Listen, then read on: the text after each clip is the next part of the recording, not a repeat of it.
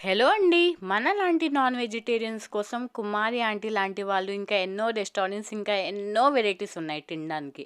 But vegetarians పరిస్థితి ఏంటి అని ఆలోచిస్తే నాకొక చిన్న థాట్ వచ్చింది. అది నేను ఈరోజు మీకు చూపిస్తున్నా. ఇది ఎంతో టేస్టీగా ఎంతో బాగుండిద్ది. అదేంటంటే వెజిటేబుల్‌తో షామీ కబాబ్ ఎలా చేయాలో చూపిస్తున్నా. అది కూడా దొండకాయతో. ముందు నేను ఒక హాఫ్ కేజీ దొండకాయ చక్కగా వాష్ చేసుకొని సన్నగా చాప్ చేసుకున్నా. దాని తర్వాత 2 స్పూన్స్ అల్లం వెల్లుల్లి పేస్టు, కాస్త జీలకర్ర పౌడర్, కాస్త ధనియాల బుక్ని, మరి కాస్త గరం మసాలా, తగినంత సాల్ట్, పసుపు, తగినంత కారం వేసుకొని ఓ 2 స్పూన్స్ శనగపిండి, ఇంకా 2 స్పూన్స్ కార్న్‌ఫ్లవర్, ఇంకా 2 స్పూన్స్ బియ్యం పిండి ఏసేసుకొని ఇదంతా ఏసేసుకున్నాను కదా! మళ్ళీ దీంట్లో నేనేం చేశాను తెలుసా? మూంగ్ దాల్ అంటారు కదా! 1 అవర్ ముందు సోక్ చేసి పెట్టిన మూంగ్ దాల్ గూడా దీంట్లో ఏసుకున్నా. అలాగే శనగపప్పు. దాన్ని గూడా 1 అవర్ ముందు సోక్ చేసి పెట్టుకున్నా. అది గూడా దీంట్లో కలుపుకున్నా. మొత్తం మేము తినాలంటే ముందు కొత్తిమీర ఉండాలి కదా! కొత్తిమీరే టేస్ట్.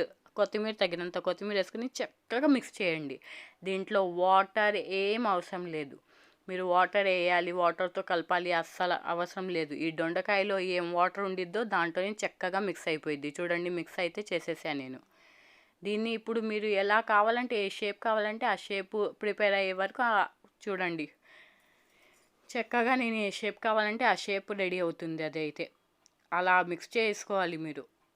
ఇప్పుడు ఏం చేయండి, ఒక కడాయి పెట్టుకొని ఓ 3, 4 స్పూన్స్ ఆయిల్ వేసుకోండి. ఆయిల్ కూడా ఎక్కువ పట్టదు. వేసుకున్న తర్వాత మేము ఏదైతే అది పెట్టుకున్నామో దాన్ని ఏ షేప్ కావాలంటే ఆ షేప్ కలుపుకోండి. నేనైతే షామీ కబాబ్ షేప్ ఎలా ఉండిద్దో అలానే షేప్ పెట్టుకొని ఆ కడాయిలో ఆయిల్ హీట్ ఎక్కిన తర్వాత నేనైతే దాన్ని చక్కగా వేసేసుకుంటున్నా. ఒక 3 పట్టిద్ది. 3, 4 పడతాయి. మీరు పెద్ద కడాయి తీసుకున్నారనుకోండి తొందరగా అయిపోయిద్ది. ఎప్పుడు గుర్తుపెట్టుకోండి, స్టవ్ ఫ్లేమ్ ఏమో ఎప్పుడు స్లోగా పెట్టేయండి. ఫాస్ట్‌గా పెట్టి చేయొద్దు. ఎందుకంటే ఫాస్ట్‌గా పెడితే ఏమైద్ది, కలర్ అయితే వచ్చేసిద్ది. లేకిన్ లోపల కచ్చా పచ్చాగా ఉండిద్ది. అదే మీరు స్లో ఫ్లేమ్‌లో పెట్టారనుకోండి ఓ 10 మినిట్స్, 8 మినిట్స్ అండి. అంతే. మాది కాదు అని వదిలేయండి. ఆ 10 మినిట్స్, 8 మినిట్స్ చక్కగా కుక్ అయిపోయిద్ది. స్టవ్ ఎప్పుడు గుర్తుపెట్టుకోండి. చూడండి నేనైతే మీడియం పెట్టా. అలానే పెట్టండి మీరు కూడా. ఫాస్ట్ అయితే కలర్ అయితే వచ్చేసిద్ది. కుక్ మాత్రం అవ్వదు. చూడండి ఆయిల్ కూడా ఎక్కువ పట్టదు. కుకింగ్ కూడా అవుతుంది. వన్ సైడ్ అయితే నాది ఓ 8 మినిట్స్ తర్వాత చూడండి వన్ సైడ్ కాలిపోయింది. చక్కగా కుక్ అయిపోయింది. నేను వచ్చి మళ్ళీ ఇంకో సైడ్ తిప్పేసుకుంటున్నా.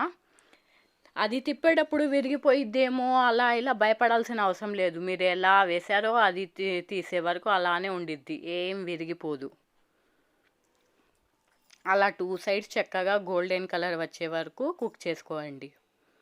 ఏంటి మా వీడియోస్ అయితే చూస్తున్నారండి, ఏంటి సబ్స్క్రైబ్ అయితే చేయరా? అలానే మా ఛానల్ని కూడా గుర్తుంది కదా, మా ఛానల్ పేరేంటి, రూమీ కుక్ బుక్. మా ఛానల్ని కూడా సబ్స్క్రైబ్ చేసుకొని ఇంకా ఎంతో లవ్ చూపించండి. 2 సైడ్స్ అయితే కాలిపోయాయండి చక్కగా. చూడండి ఆ కలరు ఆ షేపు. అంతే అండి, మన దొండకాయతో షామీ కబాబ్ అయితే చేసేసాం ఇంట్లో. ఇప్పుడు దీన్ని చక్కగా ప్లేట్లో పెట్టుకొని అన్నంలో కాస్త చట్నీ అయినా కాస్త లేకపోతే పప్పు చారు ఏదైనా పెట్టుకొని ఇది తిన్నారనుకోండి అసలు టేస్టే వేరే ఉండిద్దండి. వేరే లెవెల్ అంటే వేరే లెవెల్. వెజిటేబుల్స్ తినని పిల్లలకి ఇలా చేసి పక్కా పెట్టండి. వాళ్ళకి అర్థం కాదు వాళ్ళు ఏం తింటున్నారో. నా షామీ కబాబ్ అయితే అయిపోయాయి. మీరు ఇంట్లో ట్రై చేసి ఎలా ఉందో రెసిపీ కామెంట్స్ చేసి చెప్పేయండి. ఓకేనా? సరే బాయ్. మా ఛానల్ని సబ్స్క్రైబ్ కూడా చేసుకోండి.